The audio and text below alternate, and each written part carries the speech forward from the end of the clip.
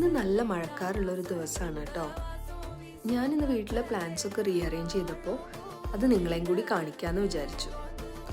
ഷൂറാക്കിൻ്റെ മുകളിലായിട്ടൊരു പെപ്പറോമിയുടെ പ്ലാന്റും ടി വിയുടെ സൈഡിലായിട്ടൊരു CC പ്ലാന്റും പിന്നെ ഒരു സിങ്കോണിയുമാണ് കേട്ടോ.